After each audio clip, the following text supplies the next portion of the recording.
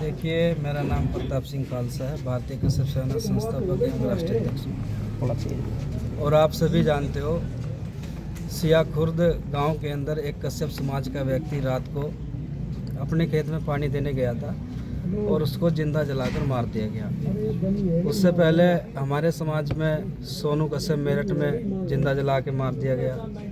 और मैनपुरी का मैं बता दूं, गीता कश्यप का भी रेप करके जो है हत्या कर दी गई थी। वंश कश्यप को स्कूल के अंदर ऊपर से गिरा कर हत्या कर दी गई थी। उन मसलों में भी अभी तक कोई कार्रवाई नहीं हुई, कोई इंसाफ नहीं मिला पीड़ित परिवार को। तो इस बार जैसे ही मुझे तुरंत पता लगा, मैं अपने काम से इधर आया हुआ था लखनऊ के अंदर। जैसे ही मुझे पता लगा, मैंने काम वाम सब छोड़ा। मैं कहा यार, तुरंत जो हो जाता है वो एकदम हो जाता है। इसलिए मैं तुरंत फिर यहाँ पर पहुँचा। पूजा बहन ने हमें सूचना दी तो मैं यहाँ पहुँचकर जैसे मैं पीड़ित परिवार को मिलने जा रहा था, मुझे जो है सरकारी हॉस्पिटल में ही रोक लिया गया। पुलिस प्रशासन के द्वारा बदतमीजी की गई। जैसे मुझे डिटेन करने की कोशिश की, वैसे ही समाज के युवाओं को, माताओं बहनों को पता लगा तो वैसे ही चौकी में पहुँचे। और एसपी सिटी साहब जो है समझ गए थे, उनसे मेरी लगातार बात चलती रही। उन्होंने कहा चलो ठीक है, आप चले जाओ। तो जैसे ही मैं फिर वहाँ निकल के यहाँ पहुँच गया परिवार के पास, तो आज यहाँ पर जो है डिस्कस ये निकला। मैं पुलिस प्रशासन का धन्यवाद करता हूँ कि तत्काल प्रभाव से इन लोगों ने 5 बीघा पट्टा पीड़ित परिवार को दिया है और 4 लाख रुपये तत्काल में मदद की गई है। बाकी की जो कार्रवाई है, हमारी मांग ये है कि सुरक्षा एक लाइसेंस दिया जाए सुरक्षा के लिए, और जिसने ये काम किया, जिसने मर्डर किया, जिसने जिंदा जलाया, उसको फांसी। यदि पुलिस प्रशासन इनको इंसाफ नहीं देता तो हम आने वाले समय में दिल्ली जंतर मंतर जाम करने का काम करेंगे। जी, क्या अभी संतुष्ट नहीं है जो भी कार्रवाई हुई इससे? नहीं, फिलहाल जो हमारी मांगे थी वो मैंने आपको बता दी, उससे हम संतुष्ट हैं। लेकिन जो असली मांग है हमारी, पीड़ित को इंसाफ कब मिलेगा? जब अपराधी जेल में जाएगा या उसको फांसी मिलेगी। जब तक हम शांत नहीं बैठेंगे, जब तक पीड़ित परिवार को इंसाफ ना मिल जाए। अजय, जिस तरीके से मैनपुरी वाले भी आप जो बता रहे घटना हुई है विद्यालय में, अभी तक कोई कार्रवाई, केवल FIR हुई है, उसके बाद कोई कार्रवाई नहीं हुई, आप कह रहे हैं, क्या कहेंगे इसमें? उसमें देखो,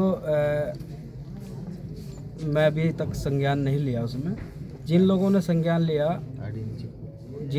संज्ञान लिया उनकी कार्रवाई से या उनके दबाव से भी उस पर कोई कार्रवाई नहीं हुई, उन्हें इंसाफ नहीं मिला।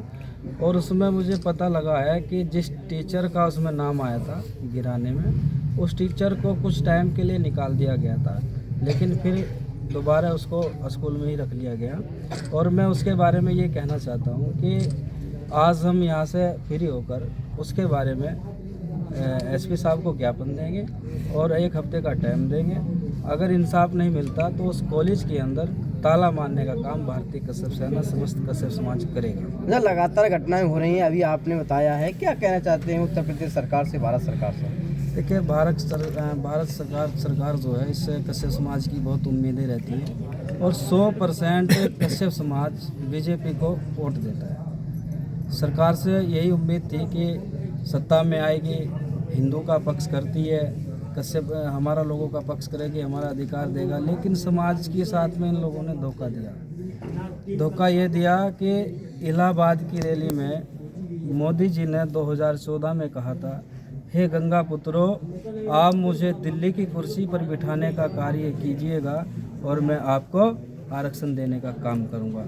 तो हमने एक बार नहीं, 2 3 बार बैठा दिए। उन्होंने हमारे साथ गद्दारी करी, देश के प्रधानमंत्री ने। और योगी जी जब सांसद थे, अखिलेश सरकार थी, रोड से लेकर संसद तक उन्होंने लड़ाई लड़ी कि पूरा चिल्लाए कि 17 पिछड़ी जातियों को आरक्षण दो।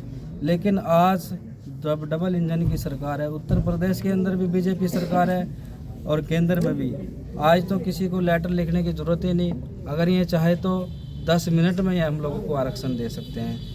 आप लोग जानते होंगे, जाटों ने एक आंदोलन करा था, पूरी तमाम सरकारी संपत्तियों का पूरा नुकसान करा था, रैलियाँ फूकी गई थी, लेकिन उनके ऊपर कोई कार्रवाई नहीं की गई। 10% आरक्षण 10 मिनट में उनको दे दिया गया।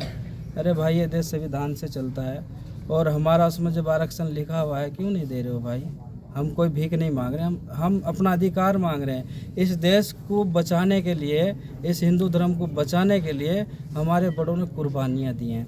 हमारे बड़े जो है कुर्बान हो गए, खून का कतरा कतरा बहा दिया, तो इसलिए हमारा अधिकार है और बनता भी है। हमारे देश हमारे लोग लड़ते लड़ते शहीद हो गए, पीछे उनकी ज़मीनों पे सारा कब्जा इन लोगों ने कर लिया। तो भाई हमारा मौलिक अधिकार है, या तो हमारी सियासतें वापसी दे दो, हमारा राजपाट वापसी दे दो, आरक्षण को अपने सिर पर लेकर घूमो, मैं नहीं चाहता। एक चीज़ तो दो, आरक्षण दो या हमारे राजपाट वापसी दो, कुछ तो दो। आज ये जो घटना हुई है, इसमें आप परिवार से मिले, क्या परिवार पर कोई अभी भी कोई दबाव है? जिस तरीके से कल एफआईआर करने के लिए मना कर रहे थे, ऐसा कुछ पता लगा परिवार पर कोई दबाव? दबाव अगर मैं ना आता, दबाव कहीं ना कहीं बन रहा था और इसको मैटर को दबाने की कोशिश की जा रही थी। आज आपका भाई बैठा है, जैसे मैं तुरंत यहाँ सुबह पहुँचा हूँ तो सुबह भी बात चल रही थी, भी मिट्टी में आग लगा दो।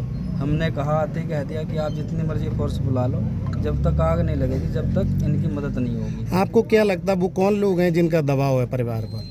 देखिए, दबाव तो अभी मैं क्लियर नहीं कह सकता, किसी न किसी का दबाव है, पुलिस प्रशासन का भी दबाव है और अन्य लोगों का भी दबाव है, वो तो अभी जांच में सब निकल के ठीक, धन्यवाद।